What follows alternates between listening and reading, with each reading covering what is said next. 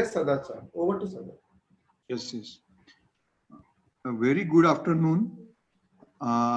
Today, from on Maharashtra IIP digital platform of IIP, we have a unique seminar on webinar on pediatric orthopedics, that is bone joints pediatric wave points.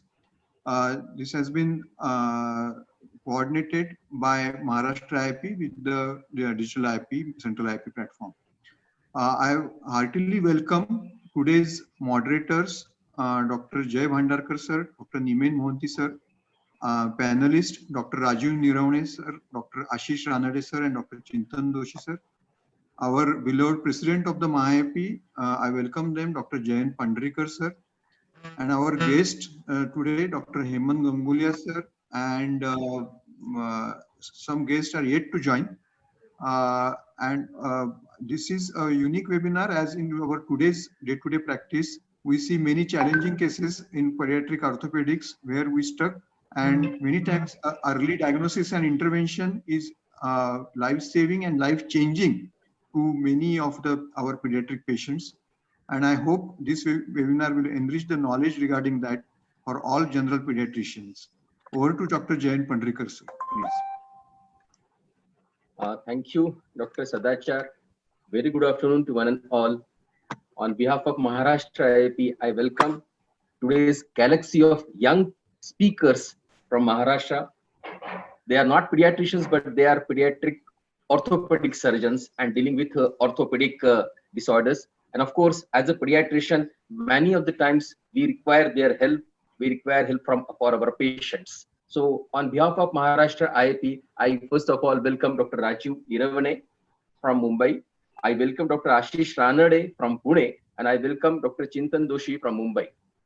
I also welcome our senior teacher, pediatrician, Dr. Niman Mohanty sir, who is a moderator of this session. And of course, I also welcome Dr. Jay Bhandarkar, who is coordinating all this webinar. So I welcome Dr. Jay Bhandarkar also. And of course, our today's special guest is Dr. Hemant Gangulia, and the secretary of MAHAIP, Dr. Sadachar. And I special mention here about our president of Raigad IIP, newly appointed president of Raigad IIP. Welcome, Dr. Sunita, Madam, Dr. Sunita Ingre. Please welcome to this webinar. And I also welcome the secretary who has newly taken the charge of as a secretary of Raigad IIP. I welcome Dr. Nilima Bhandarkar, Madam, also. Friends, we all know very often we come across with this conditions like CTV, Genuvalgum, Genuvirus, hip dislocation or subluxation, all those things we come across very often, and we have to intervene those patients as early as possible so as to give the better result. So when to intervene, how to intervene, and at what all can be done for even for cerebral palsy. So this video we are going to learn from experts. On behalf of Maharashtra, we welcome all, and without taking much of time, I hand over this to Dr. Sadachar for further proceedings. Thank you. I request Dr. Jay Bhandarkar sir to start the webinar. Rather, I will first. I just invite Dr. Niman Mohanty sir. Please, sir, address to the this auspicious gathering, and then I will speak, sir. Please. Okay, thank you. Thank you, Dr. Jayant, Dr. Hemant, and Dr. Sadachar for giving me this opportunity to come here to be before you. Dr. Sunita, welcome as the president of Raigad IIP. It's rather a family. Okay, now today is a unique day. Maybe this webinar is being watched with enthusiasm from all over the country by pediatricians. We are very enthusiastic to know about a region which they are not very familiar with. As in a while back, I was saying that in our time, it is rather now also we consider it, orthopedics as a super specialist. We used to do, after MBBS, they used to do first general surgery MS, then to get eligible for orthopedic MS. It is considered as super specialty. And now, after that, you have to do orthopedics pediatric ortho. So he's a super specialist now. We have come here to learn more than say anything new. Our specialists or the teachers today are very young, dynamic, enthusiastic. In our time, now the skill is being reinforced in the medical colleges for the MBBS level also. But nobody taught us how to do a bandage, maybe a continuous spiral or reverse spiral or figure out bandage. We learned from the medical NCC. It was never taught. From our nurses, we tried to learn it. But this time has changed. Now our pediatricians, in the particular in the rural areas, you are bound to handle a case which come with a collarbone fracture or the collis fracture. We used to handle it and do it ourselves. Having our own interest, we had to learn from by running from pillar to post. It's there. But nowadays, now we should know how to do no harm to the patient. If patient comes with a fracture, if you are sending him after all, not doing anything, you should not do any harm while transporting. So properly splintered. If it is 1-2 bones and it may be by way of moving, it may be to make a accommodated fracture also. So we should know how to send, where to send, whom to send. All those things we are very keen to know, particularly the general pediatrician practitioners. So today we have very eminent persons among us. So Jay, you can start this sessions now without spending much of time. Yes, sir. Thank you, sir. Thank you, Rohit. With little experience in clinical practice for me, I came across many patients who need surgical intervention as well as a registrar during learning our MD. I have visited paid ortho or orthopedic, general orthopedic wards also to see the patient. So I realized that it is something different where the pediatrician should know about this. Why not? Though it is a surgical condition, as a pediatric faculty, we know the pediatric patient visits to pediatrician first, and later on that patient goes to the orthopedic. So the dialogue between first is with patient, the pediatrician, later on with the orthopedic. So we should know this. Very interesting. And I here declare that Dr. Chintan, we done the excellent national level quizzes, and he was the first person I contacted for the questionnaires for my quiz, and he was the first person. He will respond within 12 hours first set and within 24 first set. On this dais, I take thank you very much, Chintan, for responding very fast, and as well as all other two, Rajiv and Ashish. I know I heard the name him from Sadachar as well as from Rajiv also. I said that की नाही हे करूयात sir, फार छान आहे, आम्ही छान तयार करतो, interactive case base तयार करतो. So with excellent response, enthusiastic because they are quite young. We are also enthusiastic, not looking very old, but and I know there is one senior fellow is there who is almost have a experience of 40-50 years, and when he talks, others should keep quiet, like a Sachin Tendulkar of the pediatric. I say him. Whenever I talk with him, मेरा अगला 2-4 दिन बहुत अच्छा जाता है because he is so nice to me, and I can say I have a lot of friends, not kids, that senior like him. I blessed with such people around us. So I here not take much of time and hand over my baton of speaking to our first speaker. I think Dr. Ashish is going to speak first. Yes, Ashish, I think we can start your deliberation. Thank you very much, and welcome all you again for this beautiful sessions. Right? Thank you very much.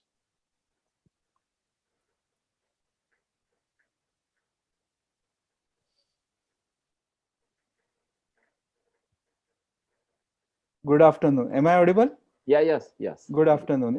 It's been real pleasure, and I really appreciate the opportunity. Thank you to IIP, Maharashtra IIP, and all the dignitaries. Thank you very much.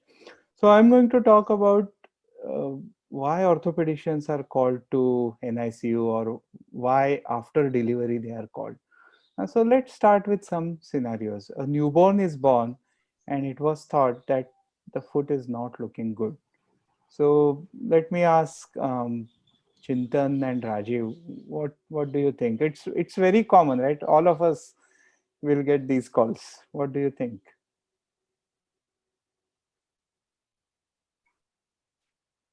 Okay, I think if you see clinically, the left foot seems to be in varus.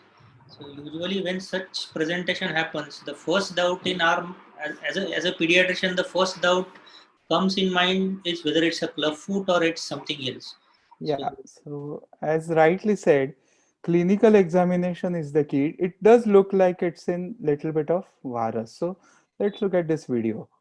So you can see that it is being held turned inwards. That's varus, little bit of inversion. But then the differentiating factor is presence or absence of dorsiflexion. And as you can see that there is good dorsiflexion, so there is no equinus. So certainly this is not clubfoot.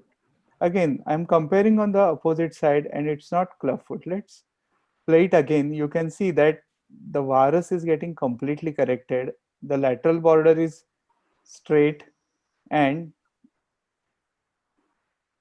there is dorsiflexion. So this is definitely not clubfoot. It could be positional, it could be metatarsus adductors or something more common called as calcaneus. So dorsiflexion, the dorsum of the foot touching the shin, as you can see on both sides, that differentiates the clubfoot from other foot deformities. so Ashish, what should be the further management thing from for this child? Okay, so we'll come to that a little bit later. Okay. Let's look at some of the scenarios. So again, another this child is slightly older, but a newborn born with this. So this is clubfoot. There is no dorsiflexion. And Chintan, any comments on this? It looks little odd, isn't it? Right. So the right side looks quite in equinus, and I can see that there is an attempt to do dorsiflexion, and there is no dorsiflexion. There is a deep crease, and there is a deep medial crease as well as the posterior crease. So it looks like a rigid clubfoot, and further evaluation will be needed for this case. Yeah, and something looks different here. There is no, it looks more flatter, maybe little bit of convex on this side. So we'll see what these are. So we are going to discuss in general what are the orthopedic issues in a newborn. Why orthopedicians are called to NICU.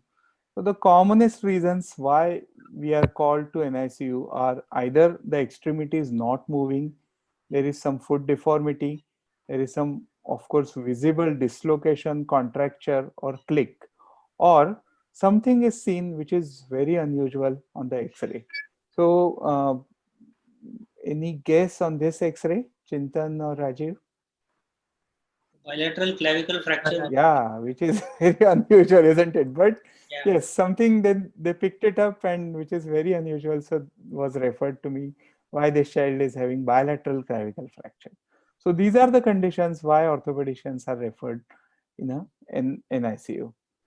So the flail extremity, the extremity is not moving. There are three common reasons in NICU or in a neonate.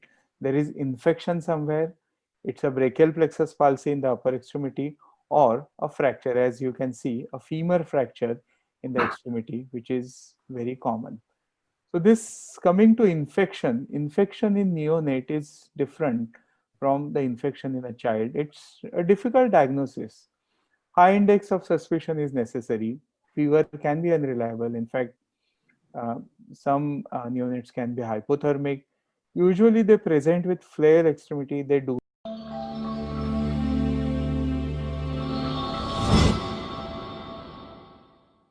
not move, and there will be some warmth or tenderness or resistance to movement on the joint. And this is the spectrum which one can see in a neonate: acute osteomyelitis, septic arthritis of the hip or knee, or both can be present, like acute osteomyelitis of the proximal femur as well as septic arthritis of the knee, or abscess or pyomyositis of pelvic muscles, quadriceps somewhere. So if not treated acutely, this is real emergency, they can land up with sequelae like this. So you can see that in this child, the ossific nucleus of the femur is gone and the joint is going to be arthritic soon. So it causes destruction of the epiphysis. So diagnosis is high index of suspicion. CRP is very useful. If we are seeing the X-ray signs like this metaphyseal rarefaction, periosteal newborn, probably we are late. So USG and aspiration if possible, if available, MRI with contrast is the modality of choice. There is limited role of bone scan. So commonest organisms are again staph, group B streptococci, gram negative in some cases, and the yield of blood culture is about 30%. So treatment, this infection is a real surgical emergency. It needs to be treated at the earliest. They need arthrotomy and washout. Sometimes if the neonate is too sick, too unstable to go to operation theater for anesthesia, then they need repeated joint aspirations and lavage. So early diagnosis and treatment is very critical. So here is an example, a child I treated last year. As a neonate, the child had infection involving distal femur, proximal tibia, septic arthritis of the knee, and septic arthritis of the hip. So this was treated surgically. However, because of uh, vascular compromise of the growing physis, the child ended up with physial growth arrest.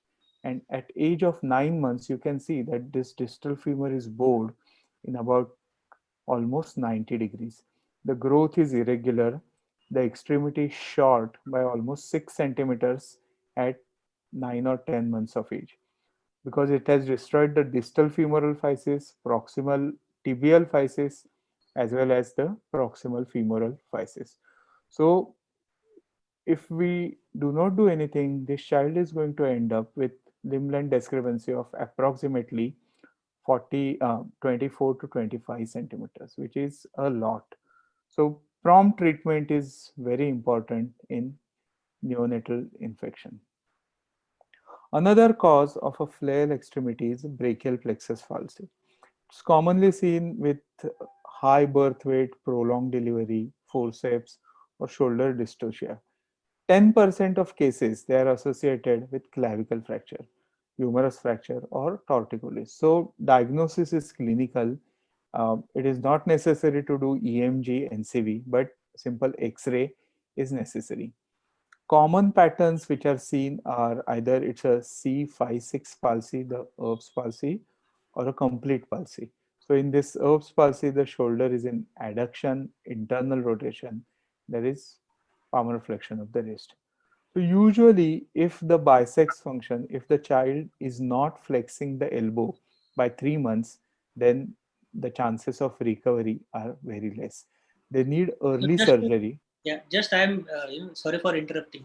So as a pediatrician, when you are seeing this child at the age of 3 months, and when Ashish says that how should you assess the biceps function? So there is a small test which you can do very well at your clinic. Is known as towel test. What you do is you put a towel on the child's eyes and hold his normal hand. So the child will struggle and will try to take out the towel from his eye. If he's able to do that, that means he's flexing the elbow and using biceps against gravity. So that's a practical tip which you can do in your clinic to understand that generally sometimes the presentation can be at 0, 3 or even 6 months. So if by 3 to 6 months, if you don't get a biceps which is anti-gravity, then that's a sign that the neurological damage is severe and will need further referrals and further intervention. Sorry, Ashish, just continue. Yeah, no, that's very good point. So that is very important, or to observe the child uh, that what function is there. Fracture, the three common fractures that are seen in a neonate are the clavicle fracture, femur fracture, and humerus fracture. Treatment is essentially non-operative. All of them do well. Commonest fracture is the clavicle fracture. About 1 in 11 clavicle, it is associated with brachial plexus palsy. And treatment is simple cuff to collar sling. So just the stockinette or bandage, which you can use like this, or sometimes in addition to this, I ask them to put the t-shirt or the dress over the arm and leave the sleeve free so that the arm remains close to the chest. I do not use any tape because that causes irritation, and they usually heal well in 3 to 4 weeks without any deficit. A femur fracture, again, it is very common. The x-rays are very horrible looking, very gross, but simple Pavlik harness applied for a month, all fractures heal well. Here you can see that the fracture is in lot of angulation, but it healed. That's all new bone, that's callus. And eventually body remodels and makes this bone straight. So in 3 or 4 months time, the bone is straight. So usually they need only Paulich harness just for a month. And I usually say that one should not do repeat x-rays because that just increases the parental anxiety and anxiety of the treating physician. Never ever it needs any surgical intervention. Coming to I food think one thing which happens, when such injuries are there on day one of a life of a child, it's very difficult to counsel parents on day one. When especially you have a fracture, especially in today's scenario, when there is a fracture in a child, the parents really panic.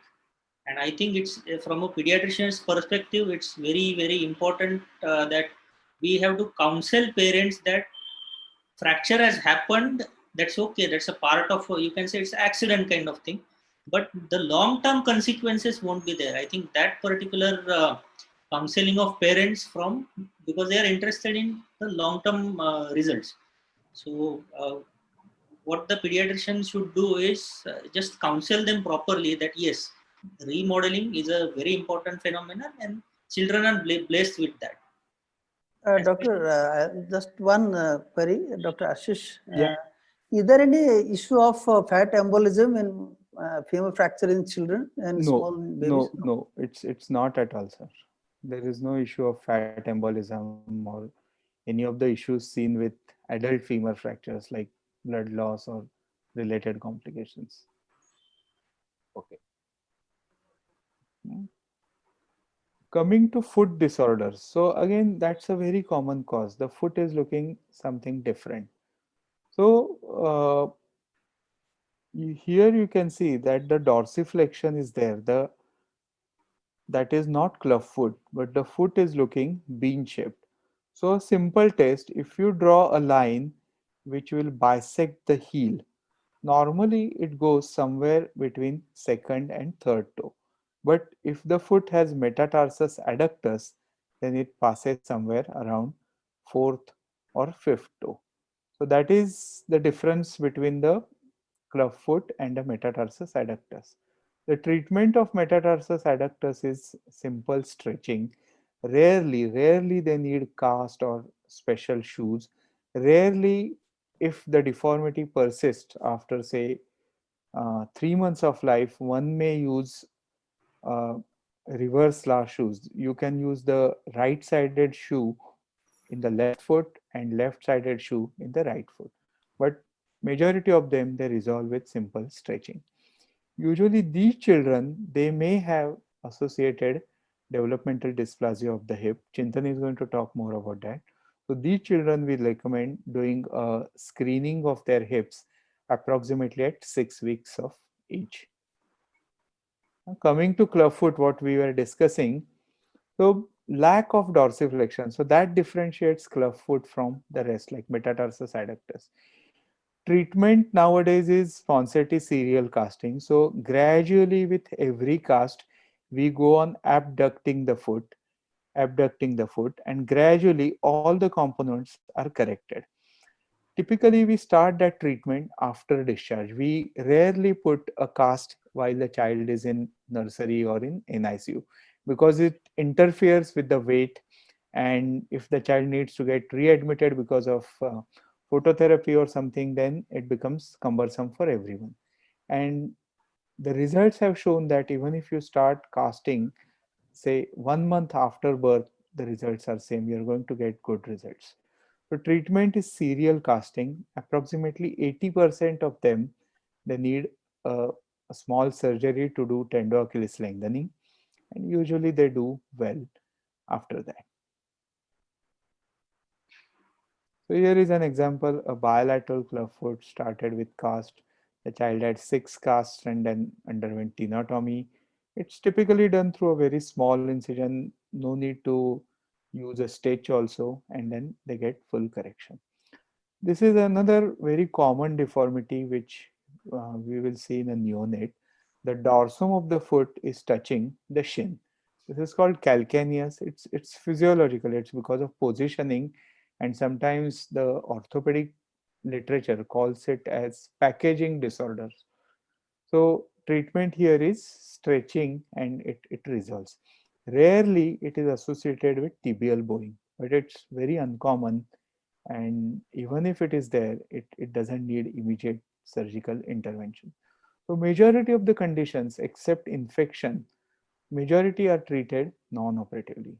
So that's the other foot which we were talking about, congenital vertical talus. And here you can see that in clubfoot, the foot is turned in and here it is going out. So it's a rocker bottom or a valgus, a plano-valgus foot where the medial side is more prominent.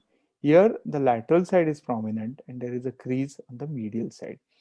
So something neurological is going on if this condition is noted. It's uncommon, but this is just to differentiate between various foot disorders that are seen in a neonate. Sometimes we are called to see dislocation. So there is a hip click. Chintan is going to discuss that, how to evaluate and what investigations are needed. We get to see X-ray where one may think that this is elbow dislocation, but actually it's not dislocation, but it's a transphysial separation. So the distal humeral physis is there, and through the physis, everything has gone medially. And it's like a fracture which has happened through the physis. So it needs treatment in the form of close reduction and arthrogram, and we put 1 or 2 pins across, and the result is usually good. Congenital knee dislocation is a very peculiar condition. So here we are asked to see the child because the knee is going in the other direction. So if one is seeing this direction, this picture, then it is important to assess their hips because it can be associated with hip dislocation. They need to be screened for DDH after few weeks. The treatment for this condition should be started at the earliest. So majority of them, they do well with serial casting where the knee is flexed serially. If it is not getting any better, then sometimes they need to have a tendon lengthening procedure, a tenotomy of the quadriceps tendon. But if they are left untreated, then as a grown up, they walk and stand like this. And this is very difficult condition to manage in, say, this child was 7 years old. It's because all the posterior structures are stretched. There is no power in quadriceps to keep the knee in extended position. In fact, it goes into hyperextension and the treatment is very challenging. So this condition again needs urgent orthopedic care. Contractures, Chintan is going to talk about torticollis. Physiological contractures are common in a neonate. So typical hip flexion and external rotation contracture is common. But here you can notice that something is not correct. Both knees are dislocated. So that's the anterior part, that's the posterior part. And there is associated club foot. And it seems like both femora, both thighs are pointing outward. So definitely this child is either arthrogrypotic or some syndrome because it seems it has bilateral DDH, bilateral CDK, and right-sided clubfoot. And the last reason why orthopedic surgeons are called to an ICU or in a neonate, that the X-ray is done because of some other reason. A chest X-ray is done or a infantogram is done, and unusual radiographic findings are there. So rarely one gets congenital pseudoarthrosis of clavicle, that's rare, but this is common, periosteal new bone formation. So one can see that it looks like there is a new bone formation, there is another layer of bone outside the bone. So it's physiological in up to 1/3 of infants up to age of 4 months. It is usually symmetrical. It is not infection. It is seen along femur, tibia, and humerus. But this is the ulna involvement, that is something different. So if this periosteal reaction thickness is more than 2 millimeters, it needs further evaluation. So there is a list of differential diagnoses like CAFE disease, infection, hypervitaminosis, non-accidental trauma, and so forth and so on. So that's all from me. Thank you. Any questions? They're welcome.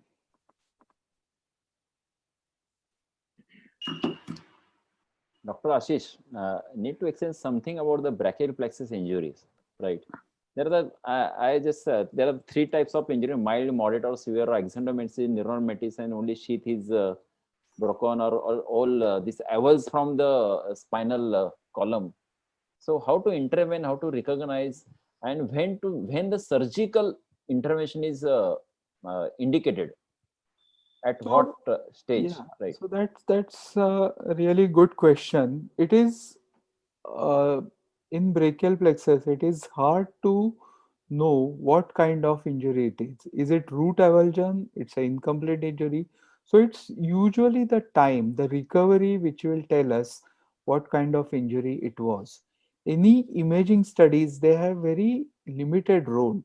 So the brachial plexus, the nerve surgery done by brachial plexus surgeons, they usually explore the plexus and uh, use either uh, um, the nerve to bridge the defect or excise the neuroma. But there is no need to get EMG, NCV, or MRI in a neonate with brachial plexus injury. Okay, so usually, so how the monitoring of the movement and reflexes, maybe the power of the muscle, maybe the deformity and movements. And there's, I think, these are the monitor. Whether is any other, you already said that there is no need of no conduction study is not needed, but that Yes. is absolutely not needed in Yes. monitoring the patient. Yes, one may start with physiotherapy, gentle stretching, but again, they need early referral. And if they reach the treating surgeon within 3 months, Okay. then usually they do not develop contractures by that time. But yes, gentle physiotherapy to keep their joints supple to prevent contractures is also important. Okay. One more question. This is periosteal newborn formation. Is it seen in scurvy? Can we see this in scurvy? It is seen in scurvy. I'm not sure. I haven't seen it in a neonate though. Yes, Okay, it can not, be seen in. okay, none in the bigger child. Okay, fine. Thank you. Thank you. Dr. Jai, regarding the other signs to know the severity, if there is a root avulsion, like if it is from the root, there are signs that will suggest some severe involvement, like if there is ptosis or meiosis, but that is all associated, and we would look into that as well. But as you asked, if MRI or EMG NCV, yeah, in neonate is not required, but we would do it if we don't see recovery or if she sees slow recovery. So to identify the if the recovery pattern, we may do EMG NCV at maybe 6 weeks or 3 months, but not in a neonate, not less than 1 month. Okay. I think, as a broad, you can say, if you divide the brachial plexus into a presentation from age point of view. So 0 to 1 month, just observation. You can do an EMG NCV between 1 to 3 months. Okay. There are very few centers which do pediatric or even neonatal EMG NCV. One of the centers available is Bombay Hospital. So I refer my patients over there at between around 1 to 3 months.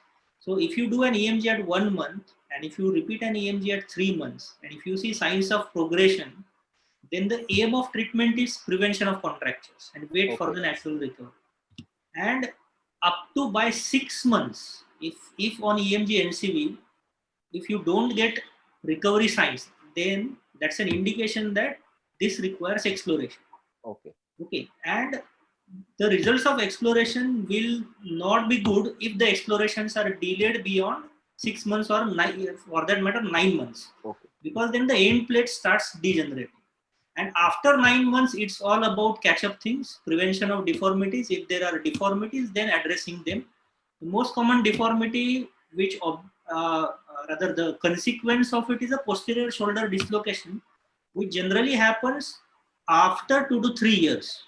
So you have ample time to counsel parents and try and prevent these deformities. Now, depending on at what age the patient presents to you, accordingly, these are just broad guidelines which I have just put forward. Right. So because suppose a birth injury patients, right?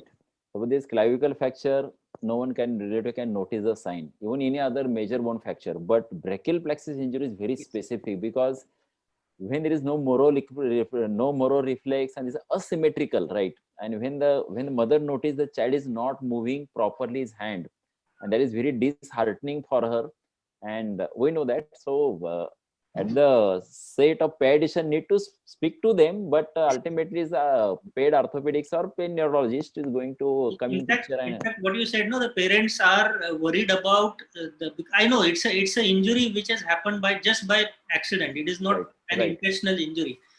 When I counsel these parents, I counsel them in little bit positive way. How I counsel them is, see, the idea of taking out the child or the birth should happen faster. If that process gets delayed, then you might get a brain injury. Right. So bigger, right? So you can tell them in this way that okay, there is a nerve injury. That's fine. The intention was to get the baby out sooner. If not, then birth asphyxia happens. Right. Then they get counseled. Right, okay, right. That's fine, correct something thing. good at Well least. said. There's a good counseling point. Yeah. Right. Well said. I think we should go with next presentation then. Yeah. Dr. Chintan will.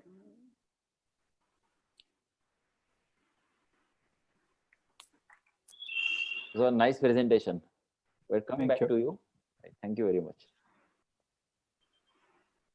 After Dr. Ashish's sensational visit to NICU, I will see the patients in the clinic, and I will cover the common bone and joint problems which are seen in a young child in a pediatrician's office within first 2 years of life.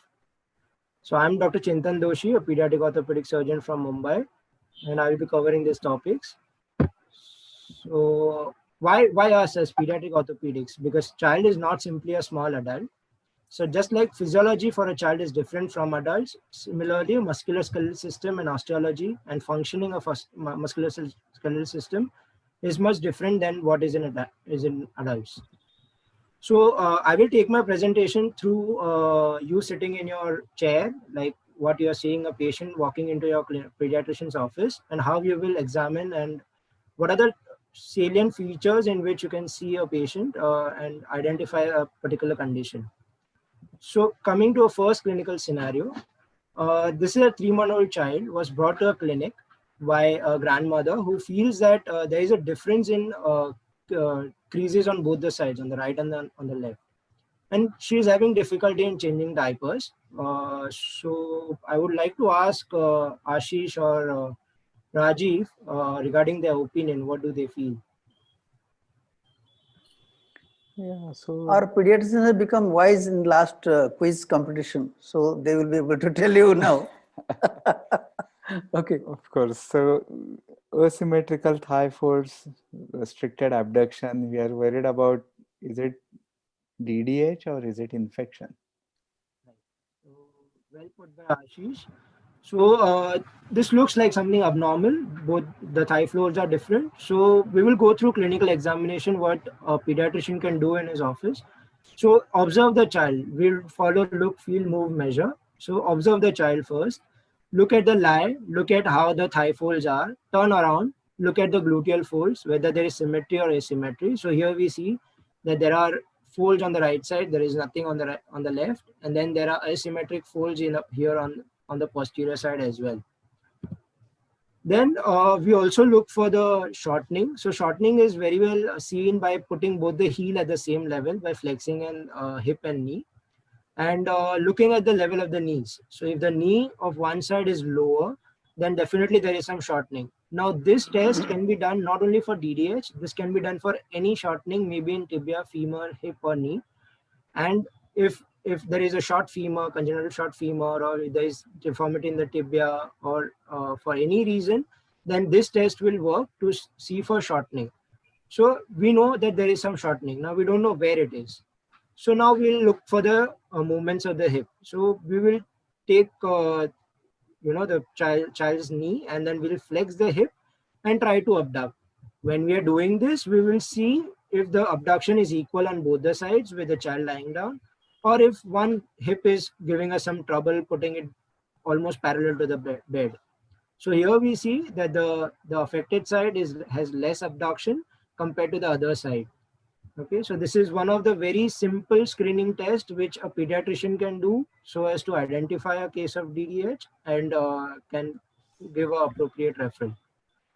There are some tests which are described as stress tests and relocation tests for DDH. This can be done as a screening method. If it is not possible for you to do it, it's okay. But if you're able to do this, that's a very good thing. So to do a Barlow's test, which is, in Hindi we say Bahar Low. So we are trying to put the hip out of the joint. So it's a stress test to the hip joint.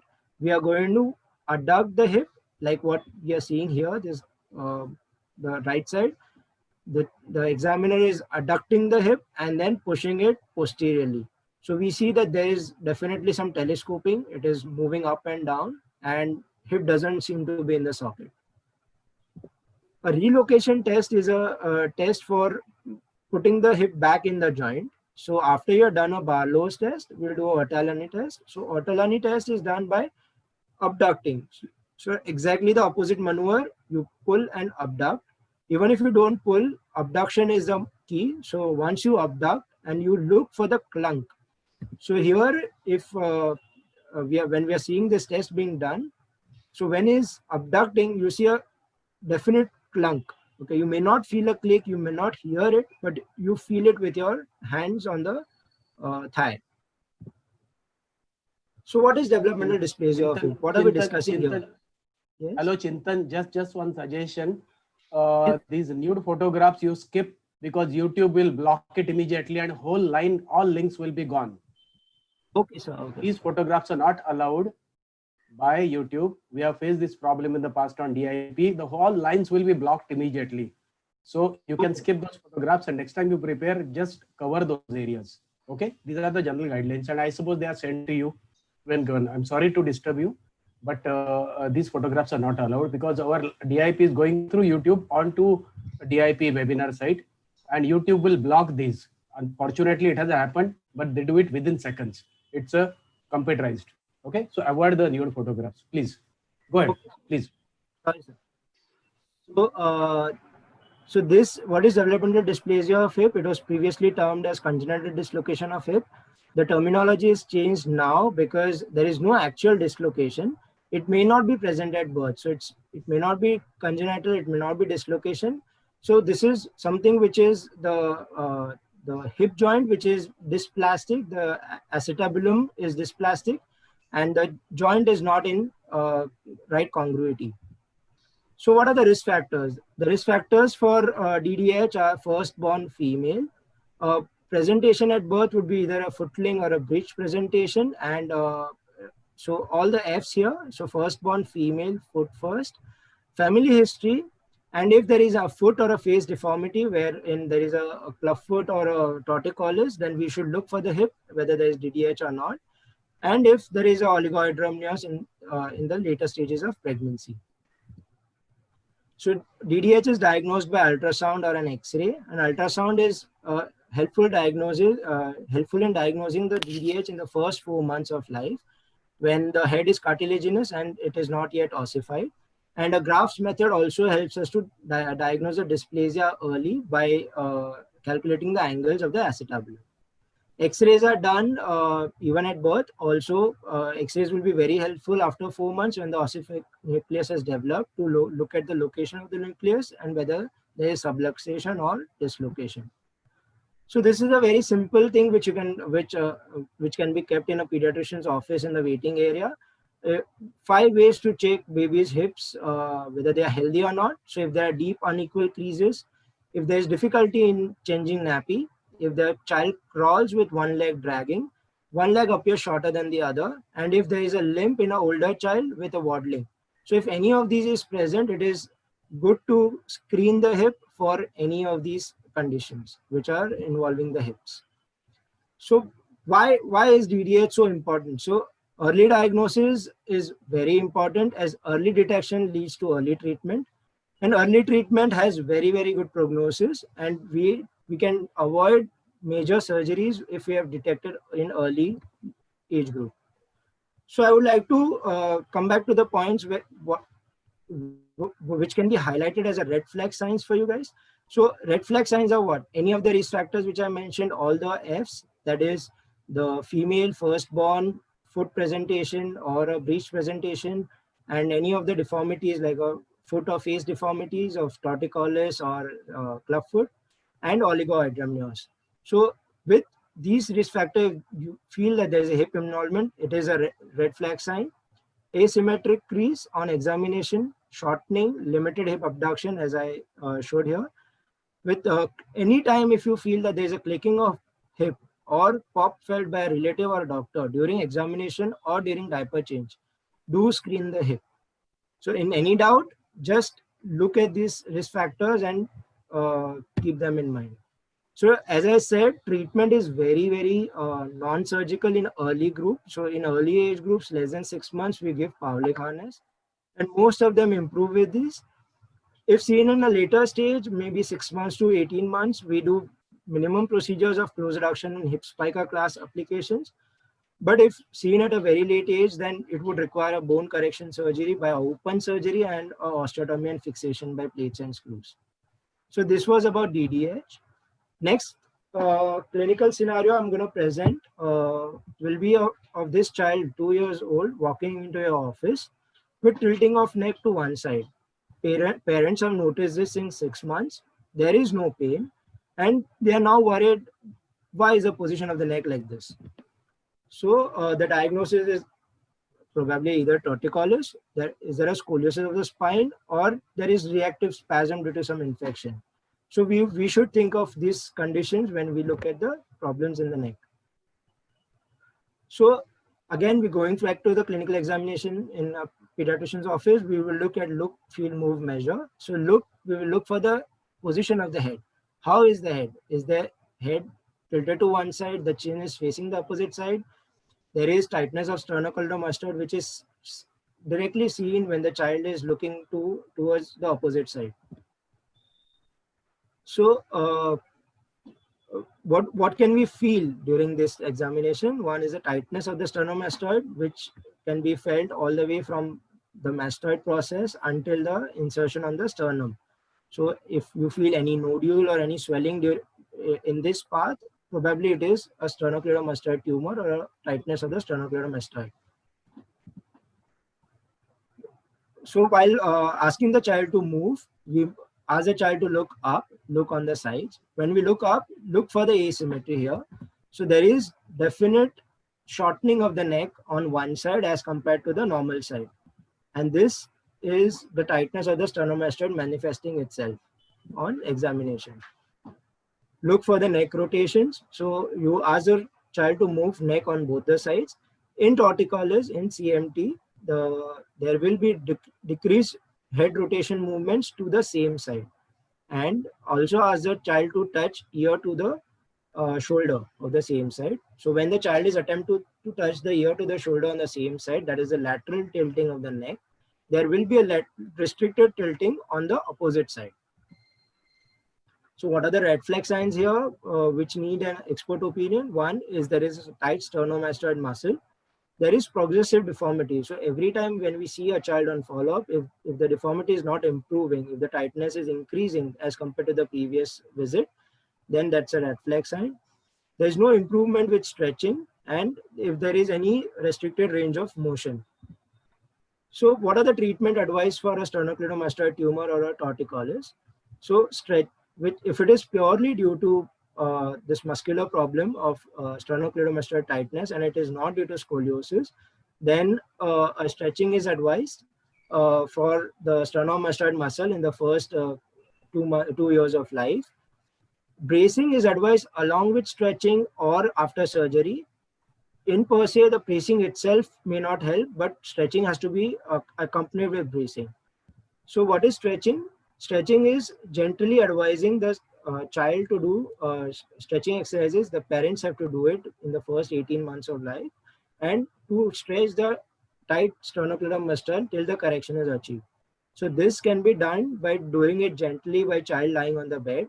This can also be done by tilting the child on the mother's lap to one side so that the child will try to use the sternocleidomastoid of the other side to stretch the affected side. Surgical release is advised above 18 months of age. So even if the child comes to us, we don't directly pick up knives. What we do is first, if the child has come to us in the first year of life, we also advise stretching. We also advise them that we will observe and follow it up. If there is no improvement, only then we will think of a surgical release. So above 18 months, if there is no treatment taken, or if the treatment is taken but the deformity is progressing and that stretching is not helping, only then a surgical release of sternocleidomastoid is advised.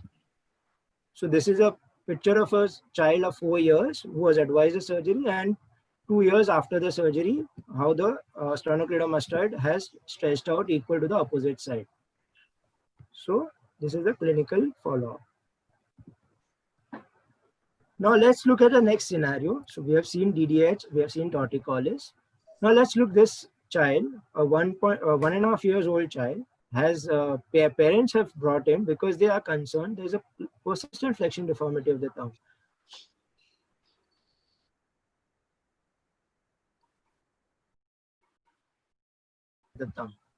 So what are the examination findings? So the flexed position of the interphalangeal joint, the parents or doctor are unable to stretch it even with force, and a nodule which is also called as a Notas nodule, which is palpable at the base of the thumb. So on this clinical photo, that's the flexion deformity. There's a nodule here, and the examiner is attempting to extend it, but it is not getting extended. So what are the treatment for this trigger thumb? So this is a condition which is a developmental trigger thumb, also termed as congenital trigger thumb. Congenital trigger thumb is a misnomer. It may not be present at birth. It may develop 6 months after birth, and it may be progressive. It may not correct with just conservative treatment. However, we have seen that within 1 year, if the stretching has been advised, and some kids do resolve by natural course. These are about 10% of the cases. However, this should not be neglected and seen on serial follow-up if the deformity is not regressing. A persistent deformity would lead to a permanent joint contracture in some cases. So surgical release is advised after 6 months to 1 year of age, probably after 1 year, because we have seen that some of them do recover spontaneously within the first year of life. So surgical release is done to release a tight pulley which is obstructing the movement of the tendon in order to get full movements. This operative treatment is single most common treatment which gives uniformly successful results. So this surgical release, parents are usually worried of scar because of any surgery which is done in the first year of or in a young child. The scar incision is very cosmetic. It is not seen after it has healed because the incision is taken on the crease and it hides within the crease of the metacarpophalangeal joint, and a complete correction is achieved. Chances of recurrence are very, very, very, very less, and usually doesn't occur once corrected. So let's look at the next clinical scenario. This child has walked into a pediatrician's office, and parents are worried because the child has started walking on toes. Child has no complaints. There is no pain. Child is playful, doing everything, but he is walking on toes, and this is the concern of the parents. So when we see a toe walking child, it could be either idiopathic toe walking, it may be because of cerebral palsy, it may be a residual deformity as what Ashish has shown, like if a clubfoot will recur, the equinus will usually come first, or and the child would be walking on toes with this. So very important to know the birth history. So a perinatal asphyxia or a prolonged labor or NICU state due to any reason needing oxygen would suggest that it would be a cause of cerebral palsy, and we need to know that. Also, a history on whether any previous treatment was taken for clubfoot or cerebral palsy would also suggest that it may be because of one of these causes. But if there is no such history and the child is toe walking, it is better to know when the child started walking on toes. Was it from the first instance when the child started standing? Was he on walking on toes? Or it has developed very recently after a period of normal walking? How frequent is it? Is it only while walking? Is it also while running? Or does it disappear on standing? So all these questions are very important so as to know the pliability of the gastrosoleus muscle. Because if it is happening even at standing, and then it is very tight. If it is happening only on running, then it is just a dynamic component and can be addressed by stretching and bracing. So look at the entire child. As we already discussed, cerebral palsy, hemiparesis are a cause of toe walking. Is it bilateral? Does the other side look normal, or is the child walking on toes on both the sides? Make the child run, walk, and stand in a clinic in front of you so as to know what is the component of the tightness. So ask him to run for a little distance. You will see if he's walking normally, he may go on toes when he's running. And that is what might be concerning parents. So examination, as I said, ask the child to stand, run, and walk in the clinic. Then when the child is lying down on bed, look for the stretchability of gastrosoleus. Try to do dorsiflexion, whether it is stretchable, coming to neutral or not. Look for spasticity of other muscles as well. So gastrosoleus may be tight, but hamstrings and everything else is okay. Maybe it's not CP. So look for whether there is hamstring tightness, whether the hip is able to get abducted, whether there is any upper limb involvement. Is the child keeping limb in flexion while walking or running? So look for these, and look for the movements of ankle and foot. This is important because the child, if recently has started walking on toes, there may be a small injury on the foot, on the calcaneal area. Probably he doesn't want to put the calcaneus down, but he's able to manage by toe walking. So look for the movements, tenderness in the ankle and the foot as well. So idiopathic toe walking is mainly clinical diagnosis. There is no X-ray or sonography or anything else which is required, and it is a diagnosis of exclusion. So you exclude cerebral palsy, you exclude other causes of toe walking, and if there is nothing, it is the idiopathic toe walking. So to identify the exact location in case of cerebral palsy, the lesion in the brain, we would require advanced imaging. Treatment for idiopathic toe walking is usually stretching. Stretching is advised initially. Therapy is done every day by parents. No need to go to a therapist every day. Yes, close monitoring is necessary, but most of it is done at home. If it is stretchable and getting better with your regular follow-up, nothing else to be done. There can be a casting and bracing which can be done in a stressed position for a period of time so as to not allow the gastrosoleus to become tight again. If nothing of this is helping, we can do Botox injections or surgical release. Botox injections are usually for spasticity, not for contractures. So if we feel that on our examination, we are getting it to stretch to beyond dorsiflexion, we can try Botox injections. But if it is not coming on examination, no need to try with Botox injections. We have to go in for a surgical release. So surgical release is release of gastrosoleus muscle from the posterior aspect so as to get dorsiflexion. So next clinical scenario, I would discuss a 2-year-old girl child who's walking into a clinic with in-toeing gait. Parents usually compare their kids. So a parent is comparing that the elder daughter never had this. How come this daughter is walking with an in-toe gait? So this is the patient who's in front of me. Anything, Rajiv or Ashish, you want to comment on this? So I can see the foot is straight, but her patella are pointing inwards. It's on both sides. So I guess she has femoral anteversion. So this is why the parents were worried, because the child was always walking in toeing when even running. So what can this be due to? This could be either due to excessive hip intorsion or anteversion, internal tibial torsion, as what Ashish described, there could be metatarsus adductus or a clubfoot. We ruled out metatarsus adduction and clubfoot on the previous photographs because the foot looks straight. There is no turning of the medial or the lateral border. So probably this is from something from the hip or the knee. So we need to know the history in this case, since when the child has started walking in toeing.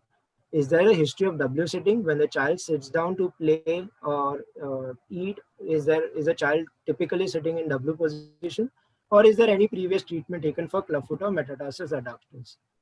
So this is when I asked a child to sit on the floor. When I was examining, we see that child would naturally take a position of W here, which we see, and would not go into a cross-leg sitting when prompted directly. If we tell them, they will sit, but when we see them naturally, they will go into W position. So this is also seen when we do an examination. So when we, how is the rotations checked? Just ask the child to lie prone on the bed. This is for internal rotation. Bring the tibias out. So when the tibias are going out, the femur head is going in. So this is for hip internal rotation, and this is for hip hip external rotation. So when the tibias are going towards each other, the hip is going out, is rotating outwards. So a similar case where there is a W sitting posture with the child in excessive internal rotation of the hips here and decreased external rotation of the hips seen on these photographs. Do not forget to look at the feet in a case of in-toeing. The feet look from the bottom if there is a bean-shaped foot or not. So it could be a metatarsus adductus or a presentation of a clubfoot. So what is the treatment for femoral anteversion? The appropriate diagnosis and distinguishing from the other conditions is the most important part. If it is femoral anteversion, it will resolve with treatment.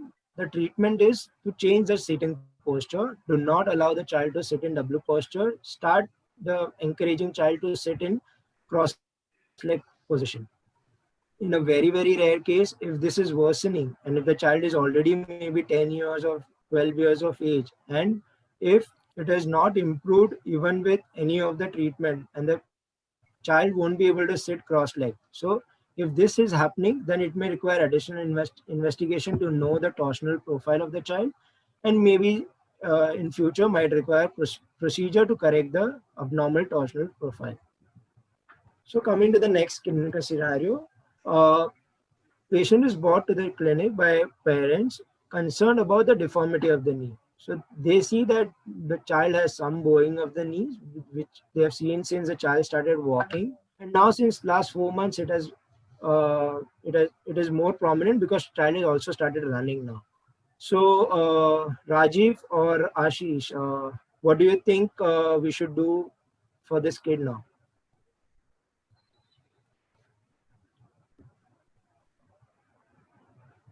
If we like to have a child, examination while walking, how he walks, what happens to the tibia in relation to femur, that I like to see.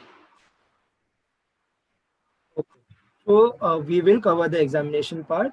So a bowing, when a child comes to us with bow legs, it could be either physiological genu-varum, if it's age less than 2 years. It could be metabolic with rickets with presentation elsewhere in the body, maybe in the chest, maybe in the wrist. It could be Blount's disease, which is the most common condition which comes to a pediatrician's mind, because this is the one which requires monitoring and treatment. The others will correct with metabolic corrections. Skeletal dysplasias can also present with bow legs, and even previous history of any trauma or infection would lead to bow legs if there is affection of physis. So as Rajiv rightly said, we would like to examine the child. So we will examine the child in all when the child has walked to the clinic. So we'll ask him to walk a few meters. We will check how he is standing. We will see for when he is sitting down, is he able to flex the knee properly, and in the lying down position to check the profile of the child.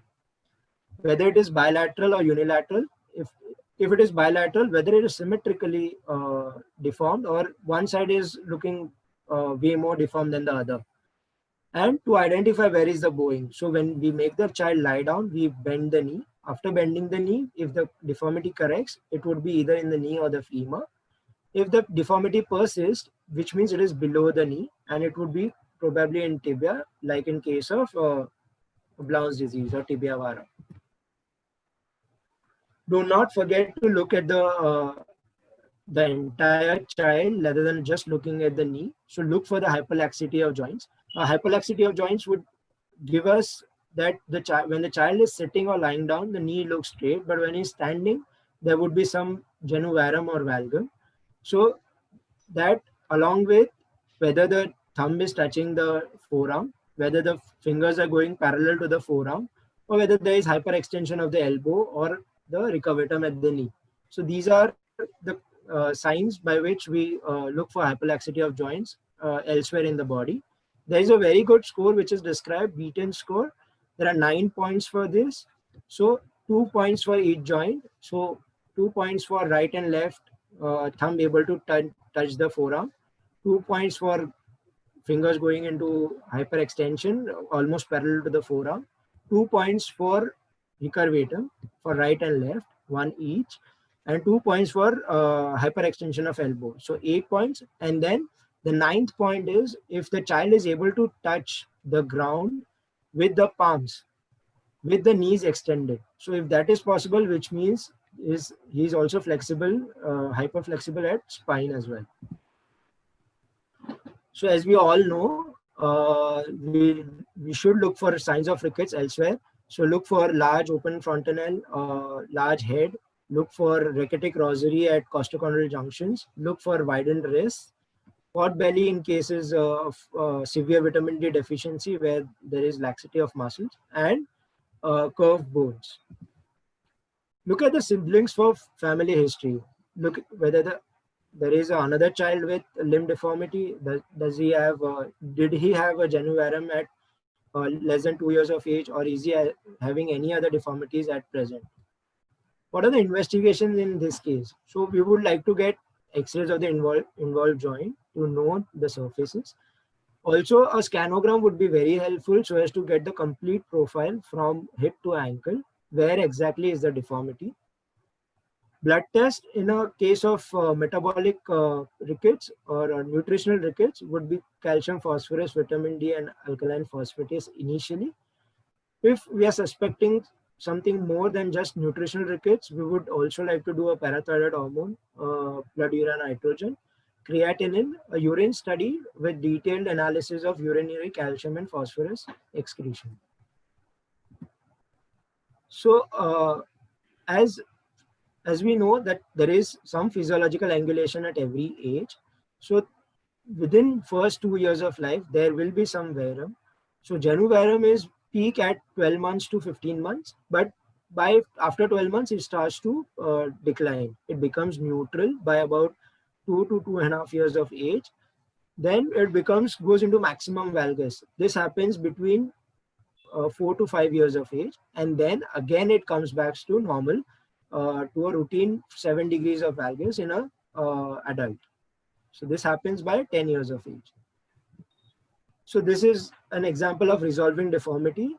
A typical genu varum seen before 2 years of age. We ask the patient to follow up and look in closely after 3 years, the deformity had completely corrected.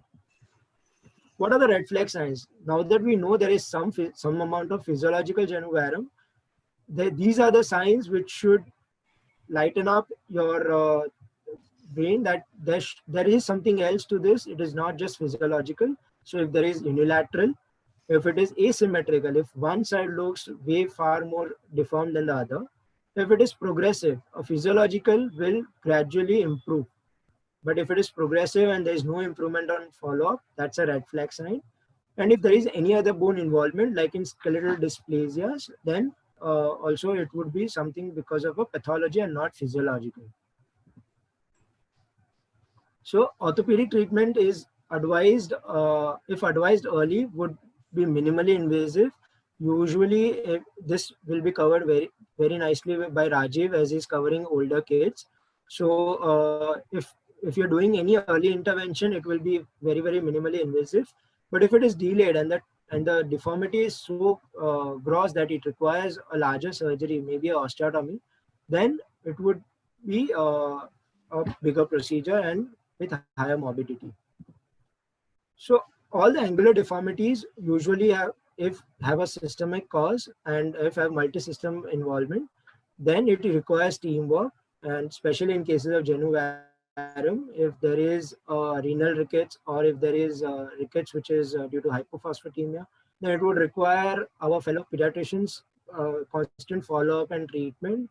Also sometimes with pediatric endocrinologist, nephrologist, geneticist to know if it is a X-linked recessive disorder or not, and therapy post and pre-surgery.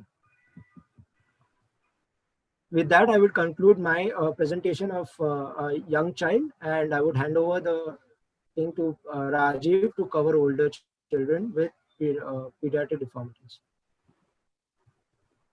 Thank you, Dr. Chintan. It was a very good presentation, I can say, with lot of take-home messages. I think at the end, I will take the take-home message from all of three. And time is, we are running short. I think our master blaster, Mr. Raju, should start now. Raju, over to you. Yeah, okay. Thank you. So I think I'll be a little quick. Right. Okay. So this is a 2.5-year-old girl. Parents have noticed the deformity since 4 months or so. How will you proceed now, Chintan? Yeah, so 2.5-year-old with genu valgum. So I would like to observe the child first. Genu valgum is progressive till 4 years of age, from 2 to 4. Okay, so this at looks this point of time, at 2.5 years, with this X-ray, the child has come to you. Okay, so whether you will order any blood tests now? not at present. Okay, very good. Any medications you will ask for? I will ask if there was any intake of vitamin D or calcium. I can see that the physis is more white, the metaphyseal region. Probably it is because of some treatment taken already. Okay, fine. And Ashish, how long you will follow up this child further? I see them every 6 months. Okay. And radiological follow? Yeah, 6 months. Clinically, if you want to say 3 or 4 months, but X-ray every 6 months. Every 6 months. Okay, good. Now coming to another scenario. So this is an 8-year-old child. Parents have noticed the deformity which is increasing since a year, and on clinical examination there is broadening of wrist, there is a chest wall deformity, and the first investigation which an orthopedic surgeon asks is an X-ray, and you get this. So yes, Chintan. Right. So there is broadening of the physis. There is cupping and fraying also, which is seen on the tibial side. Looks typically like a rickets.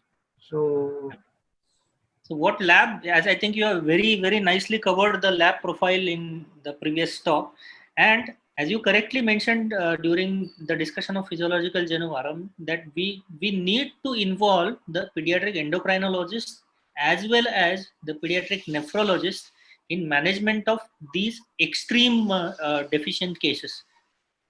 Okay, now here are two kids. One is a 10-year-old girl, another is a 12-year-old girl. Both are having genu valgum. And why I have specifically chosen this age group, because this is a common scenario which happens with a pediatrician, that a child comes at 10 years and sometimes it may get advised, okay, just wait for some time, it is going to resolve. But the child grows older by 2 years and the situation happens over here. So what's the basic difference over here, Ashish? So I think we are missing the growth window in a 12-year-old. So they should be seen at the earliest so that smaller surgery or some growth guidance is possible. Yeah. So basically, just don't rely on the chronological age, whether the child is 10 years or 12 years. What we need to understand is the presence of physis and how much the growth is left in the child, So what we can say is, instead of a chronological age by birth date, we should focus on the bone age. And if we have a window of growth of 2 years available, then the management options drastically change.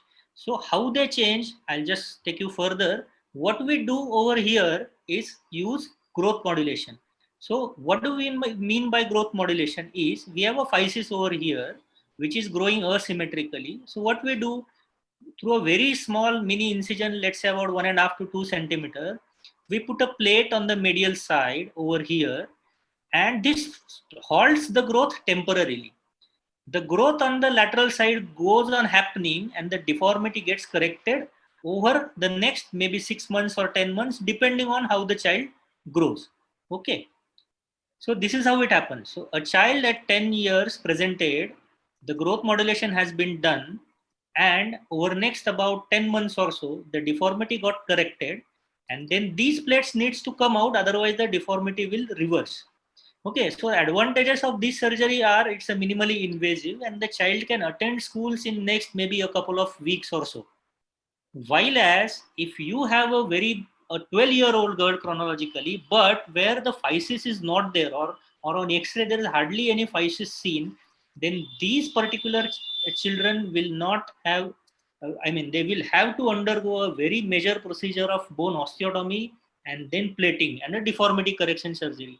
So as you can see that missing the window of 2 years makes the decision, makes the treatment algorithm change drastically. So we should always concentrate on early referrals, particularly in females, particularly in girls, because they grow very fast.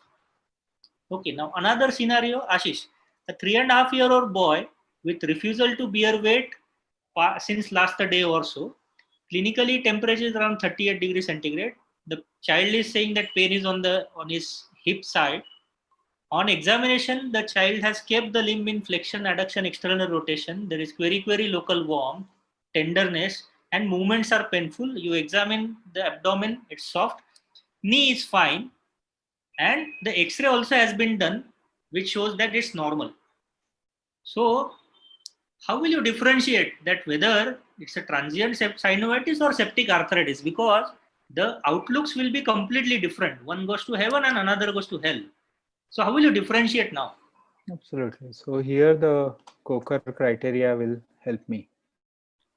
Okay. So just to highlight what Ashish mentioned about Coker's criteria, there are 5 criteria. First one is fever, which should be more than 38.5. Inability to bear weight. If you see the WBC count, it will be more than 12,000. If you see the ESR, it will be more than 20. And if you see the CRP, the 5th criteria which has been added now is the CRP values which are very, very high. Okay, but still, yes, Ashish, now, yes, Chintan, now, if there is still in doubt that no, I think I'm not yet convinced using this Coker's criteria, whether it's a septic or this thing. So what will you choose between the two? If I have an option, MRI is better. I would like to know the bone status as well, underlying if there is involvement of the physis with infection or not. But if the MRI is not available and there is an issue with sedation, sonography will be okay to know at least if there is infection in the joint or not. Okay, fine. So I would choose MRI, but I will be okay with it. Yeah. Very nicely, Ashish, Chintan said that you need an MRI, but that MRI should always be done with contrast, because if there is enhancement seen, then that's a sign of infection. And as Chintan correctly said, that we need to find out whether apart from pus in the hip, there is involvement of osteomyelitis in the epiphysis or metaphysis, or sometimes there can be a googly, there can be a psoas abscess, or there can be an intrapelvic abscess, which clinically presents as limp in walking or a difficulty in walking, and with all the signs of sepsis, but the pus is somewhere other than the hip. And you can do ultrasound. Yes, you don't need a sedation for that, but usually it's observer dependent, and it's very subjective. So it's always preferred to do an MRI with contrast. And whenever in doubt, if you still have, you are not convinced, then whenever in doubt, we always take the patient under anesthesia in sterile environmental conditions and put a needle and aspirate. Yes, now we know that it's a pus. So that is a septic arthritis. So in Ashish, in his first talk, very clearly said that we need to have very, very high index of suspicion in NICU babies, because clinically you don't get any signs, and there can be multifocal involvement. And if we miss, then some disastrous consequences can happen. Like over here, the entire capital femoral epiphysis is gone, or there can be a septic hip dislocation, or there can be a coxa breva with hip dislocation, and further other consequences. So just understand these ABCDs of the septic arthritis of a hip. You have to admit the child. You do the blood tests, mainly the CRP, and always on contrast MRI. And don't start IV or oral antibiotics unless the first ABCs are done. And these children will need to undergo emergency arthrotomy, need to have the culture sensitivity report, and we have to have a good clinical monitoring along with CRP and further follow-up for growth disturbances. Okay. So Ashish, how long you will like to keep a child on antibiotics? Because that's the common question normally a pediatrician would ask. Yeah, so the previous dictum of giving them IV antibiotics for longer duration has gone. So for septic arthritis, maybe a week or 10 days, but clinically till they are fever free for 48 hours, and when their CRP is showing downward trend, I switch over to oral antibiotics. Okay. One question: do you prefer nowadays? Do this joint irrigation with antibiotics? No, sir. Practice? No, it is not done. No. It is always drain the pus and follow the child. Okay. Yeah, and just one more point, if I may say, Rajiv. So if we are suspecting a child with septic arthritis, usually first thing I would do is to keep them nil by mouth, because usually what happens is when they come, I just had some A perfect practical point, Ashish. So that's the first thing that comes to my mind. Yes. It's okay that they can eat later, but that's what we should tell them. Okay. So just continuing the discussion with further infection. Now, she was a 5-year-old girl who had presented in 2012 of July, had a trauma, had a plaster. The plasters were removed and subsequently developed infection and landed up with a gross involvement of the radius with sequestration. Now, children manage the osteomyelitis management. The principles are 1, 2, 3, 4. What we need to do is we need to do a thorough debridement and sequestrectomy and wait for clinical and radiological as well as lab parameters for the infection-free interval. Once that happens, then address whatever is left. What is left over here? We have a short proximal fragment. There is a non-union. So this child was treated with bone graft to stabilize and restoring the length. So this went on to unite and also kept on growing. So this is a 7 years post-op. So children are blessed with healing very, very nicely. So what we need to follow is the principles of management, particularly regarding the debridement point of view. Now this case was managed like this, but recently what we do is, apart from IV antibiotics, we also can use local antibiotic delivery system. So how do we do it? So this is a case of osteomyelitis radius of lower end in about 12-month-old child. So this child was debrided, and you can see over here a big defect left after the debridement. The debridement is clean, and what we do is we just put inside Stimulan. What is Stimulan? It is a local antibiotic delivery system. There are beads which are available, which are made intra-op, and we use vancomycin. So once these are used, two purposes are served. One, the defect is filled. Second, you have antibiotic available, which is local, giving local delivery over there. And then we don't need a third surgery to take it out. The bone will, the beads will gradually resorb and a bone formation will happen. So coming to the next case. So she is a 3.5-year-old girl with a premature child with a developmental delay and doing toe walking. Yes, Chintan. ask for the birth history and Yeah, so it's what there. happened. So the clinical diagnosis is, we know that she is a 3.5-year-old CP child. From the management point of view, Yeah, I will correct. look at I will look at the examination, which muscles are tight, whether there is spasticity, whether there is contracture.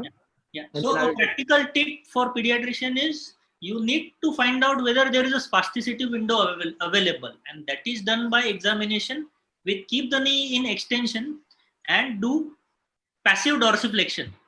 The first point where it stops, is what we call R1, and then you gradually stretch out and see how much is the correction happening. So if you have a window from R1 to R2 available, that means this child will be benefited. It has a spasticity and will be benefited with the treatment by Botox. So let's understand over here what is the role of Botox. So in a normal muscle, what happens when the stimulus comes? This is a synaptic vesicle. So these are snare proteins, and they help in binding these vesicles to the membrane, and there happens the neurotransmitter release.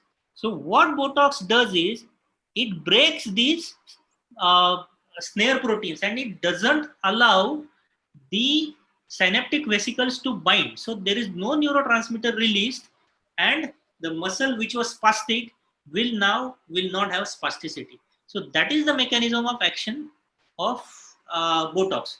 So the protocol for these children is we have to use Botox by either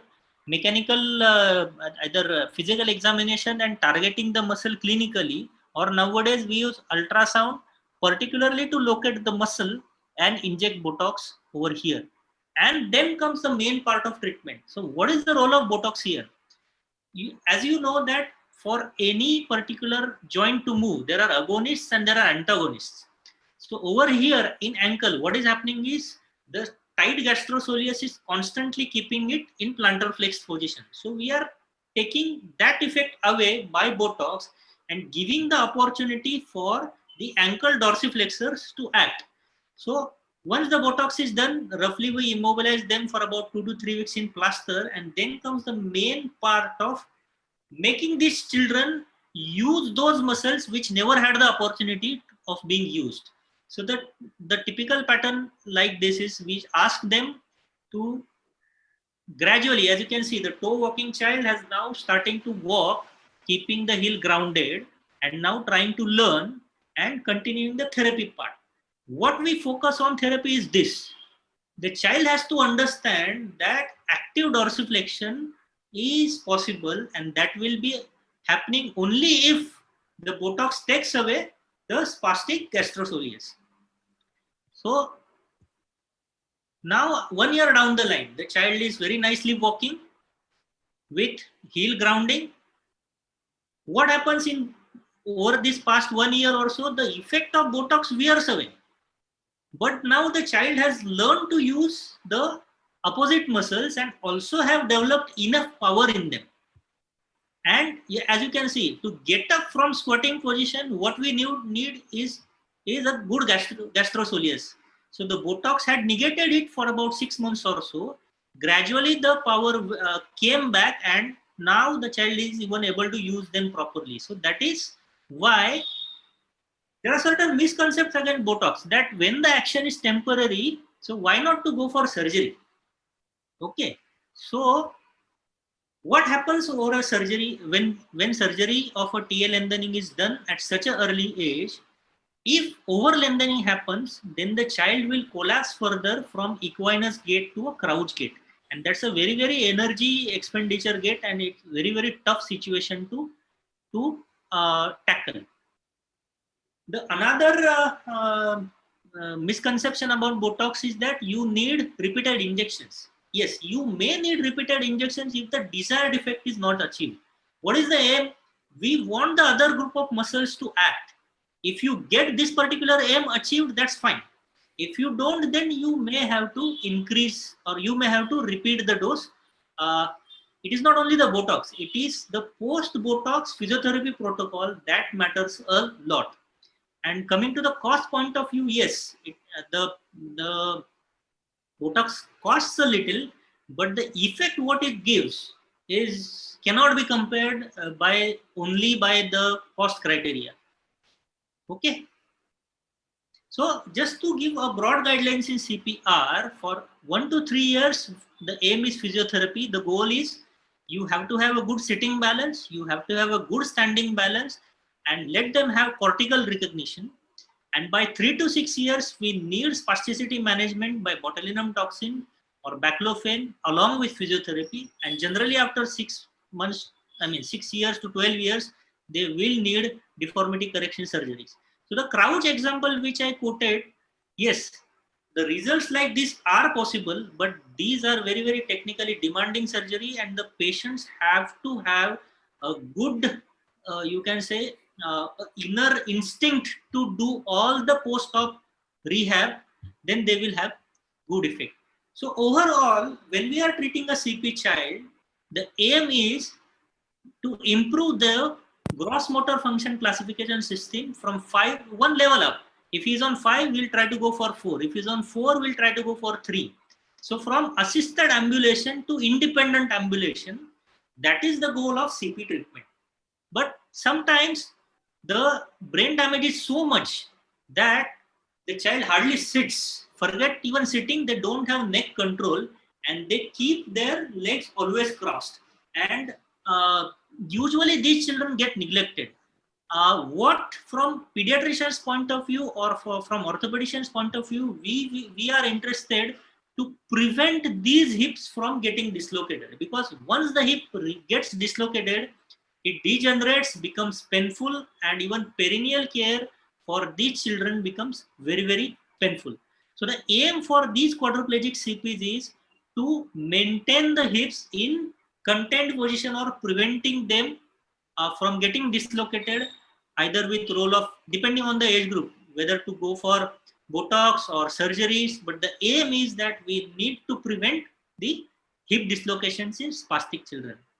Okay, now coming to another scenario, Ashish, he's an 8-year-old boy with pain around knee and he's limping since about 4 to 5 months. So can you comment about the gait? So it's a antalgic gait. He has bit of shortening. So I want to know how his hips are. Exactly. So the point over here is many of the times children complain of pain in knee. They get evaluated for knee pain by X-rays, and unfortunately, what is not done or what is missed is the hip. Usually, it's a referred pain from the hip pathology to the knee, and as Ashish correctly said that we need to look for hip. And in this hip, yes, Ashish, further. Yeah, so looks like Perthes disease on the left side. Yeah, sure. So what is happening over here in Perthes is there is transient avascularity. So this hip is now soft, and with weight bearing, this is going to give way and is going to become flat and irregular. So treatment for a Perthes is not to let this thing happen. So usually a child who has presented early, if has been advised some intervention, they disappear, and they come up with this particular X-ray after 6 months or 8 years when the gait worsens, when the pain doesn't settle down, and the X-ray, what happened over here, the head had become flat and it has subluxed or extruded out of the acetabulum, and these particular scenarios, they are again then difficult to treat. So this is something like, I'll just go one slide back, preventive surgeries. Or in pediatrician's language, it's like vaccinating a bone. So what do I mean by vaccinating a bone is, we do a surgery wherein we change the rotation and varus, we do varus over here, and make this soft hip lie in acetabulum and let it heal. And over a period of time, what happens over here, instead of becoming flat, now what you can see over here is a very, very well round head develops. So a vaccination of a hip has been done, which has given us a good result. So that's the thing. So the take home message of, I think, the entire today's session should be, that we need to listen patient and parent very, very carefully. I'll just quote one incident over here. I have picked up a bilateral DDH at the age of 3 years, with a history of one file. The parents were wandering around that my child is not walking properly, and she was being examined and advised that it's just flat foot, just observe. So parents, if they find that there is some problem, we need to address it with a little more open mind. And yes, easing out their anxiety is very, very important, particularly in newborns. When there is a fracture or when there is a brachial plexus, then the parents are very, very anxious, and we need to take out that. You have to differentiate from physiological conditions very well and identify the crucial ones. You need to have an appropriate lab done. A timely intervention is the key. Radiology, MRI, yes, very important role. And infections need aggressive approach. And most important is counseling of parents. So if you just see the initials of this, so that makes pediatric. Arey wah. Yeah, and I'll just add one more S over here, which is screen and send to pediatric orthopedician to complete the pediatrics part of it. Okay. Okay. Now, if we have any questions for the panel, I think we can take now. There's some question that chat box is the X-ray necessary in brachial plexus injury. X-ray, yes. On day one, you can do X-ray to rule out if there is any fracture of clavicle or any associated one. Other than that, there is no role for X-ray during brachial plexus injury.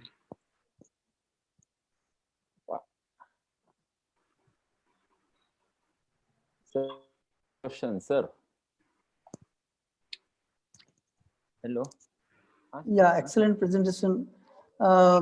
I would like you to request you to tell us something about the how to suspect child abuse, yes. because this is a problem. Suppose some X-ray has brought how to suspect child abuse, very salient points which we can pick up early, because there is a legal implication, obligations also to it. So for child abuse, from radiological point of view, you will see fractures at unusual locations and in different stages of healing. So if you suspect multiple, if there are multiple rib fractures and parents give a history that child has a fall just 2 days back, the history and X-ray will not match. So unusual locations and in different stages of healing, fractures in different stages of healing. So certain fractures, something called corner fractures, they are pathognomic of child abuse. So corner of distal end of tibia or proximal tibia, or a femur fracture in a child who is not walking yet, like 7-month-old. Okay. How would he get a femur Right, fracture? right. So those are the pointers. Whether you came across this better babies? Yes, Huh? we do. You do, acha. Unfortunately. Unfortunately, right. The differential diagnosis is osteogenesis imperfecta. So we would look for the Right. signs of osteogenesis imperfecta. I just want to ask the question whether it is a common in female child, whether it is observed that the male or female is it more common in female. I don't know. Osteogenesis imperfecta? Better baby. No, we don't know. No particular Sex. indication, yeah.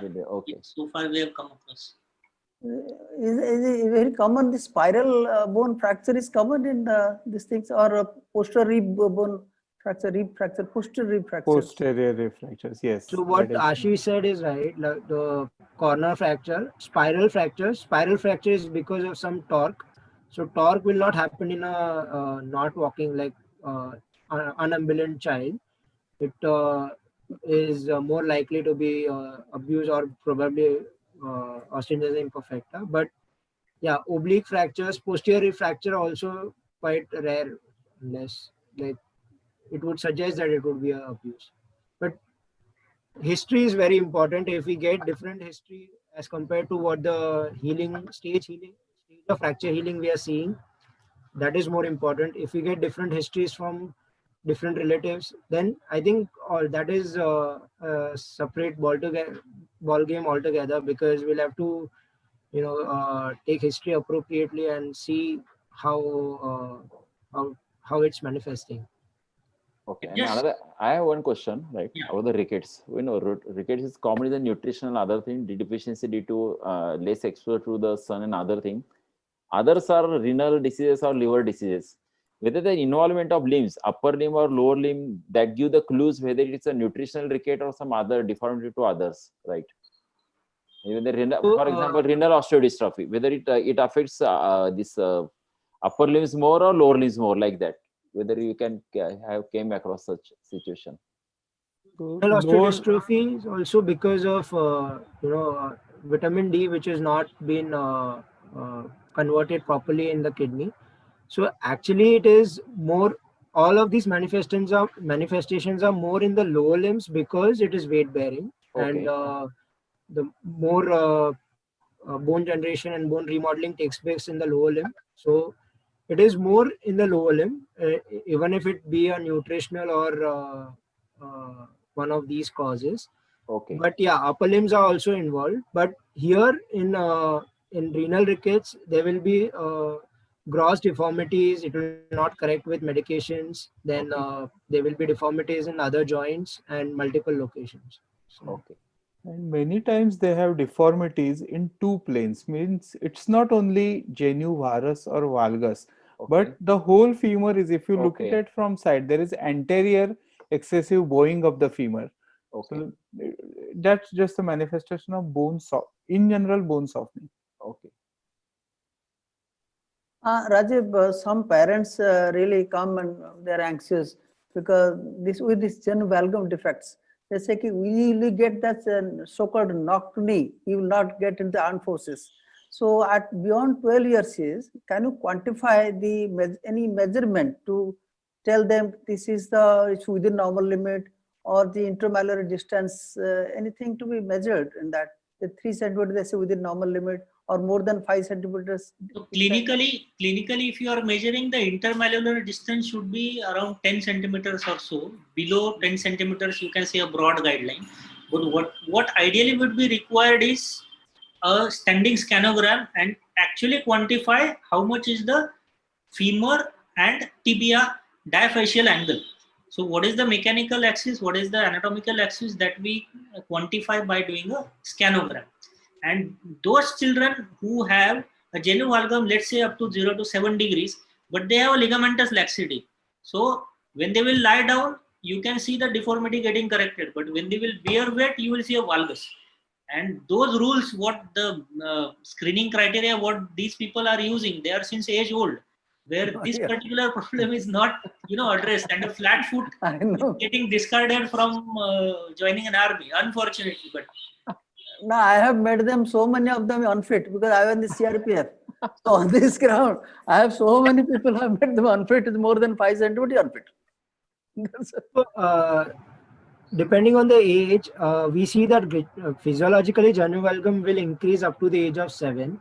So the 10 centimeter criteria is set for 10 years of age. So at 10, if it is more than 10 centimeters, you have your bars raised.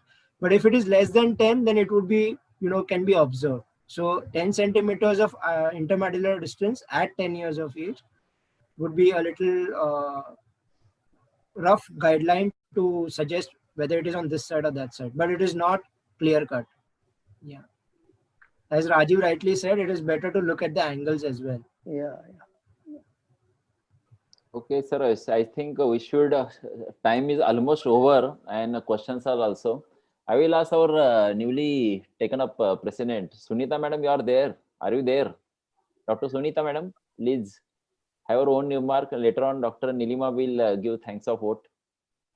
Sunita Madam, तुम्ही आहात का? Dr. Sunita? I think. ऐकू येते का जय? हा ऐकू येते मॅडम. बोला मॅडम. पण हा व्हिडिओ नाही होत हा she is okay. No problem. You can talk. हा आला व्हिडिओ पण आला मॅडम. हा.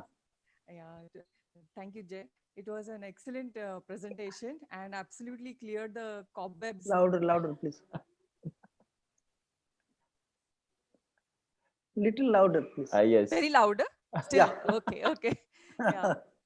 Really enjoyed this pediatric ortho and this was my first webinar under my presidentship, so I'm very happy and proud of it. Thank you so much. Over to Jay. Nilima, are you there? नाही तर मलाच बोलावं लागेल. Doctor Nilima, I think she is दिसतोय. ठीक आहे. Thank you Yes, very I'm much. there. हा, yes, you can give thanks of votes thank. नंतर Yeah. कन्क्लूड It was करेन. an excellent session by all three enthusiastic young pediatric orthopedicians, and they answered many of the queries which parents keep on asking me, whether my child is talking properly or not. So how to guide them, we got many points from this discussion. It was wonderful session.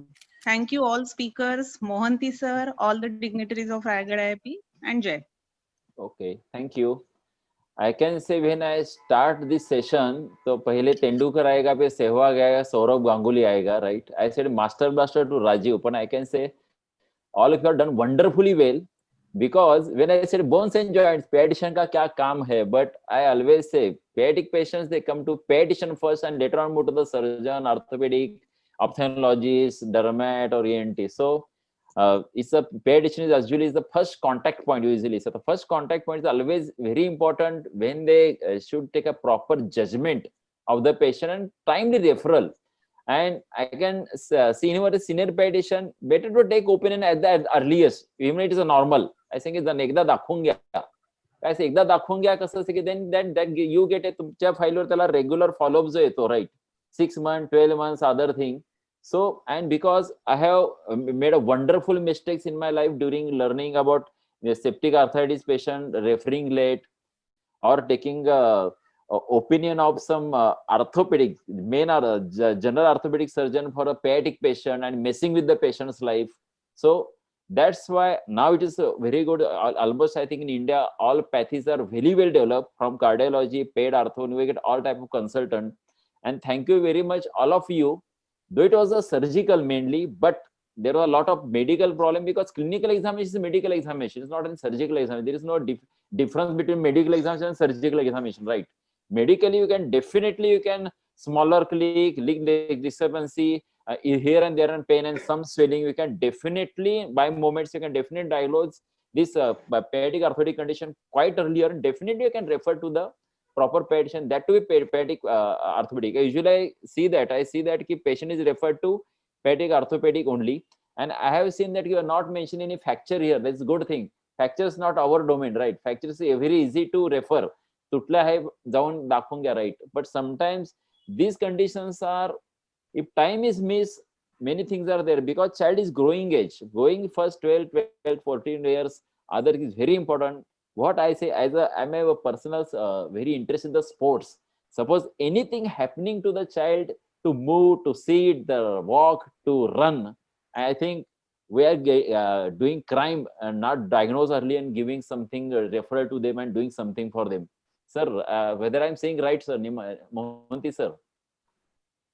Unmute sir, unmute kijiye sir. Oh, sorry, absolutely correct.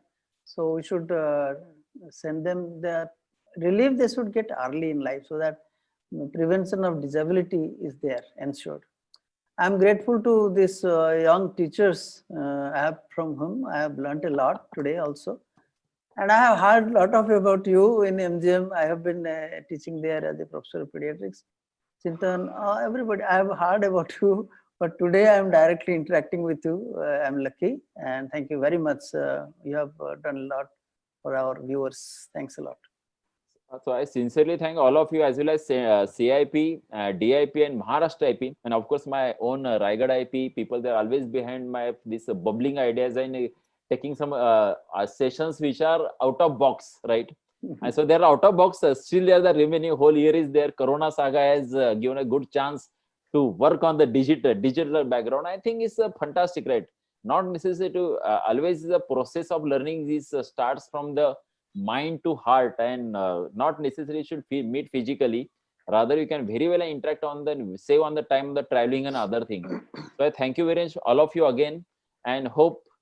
DIP madam, are you there, Dr. Miss Mahima? Yes, sir.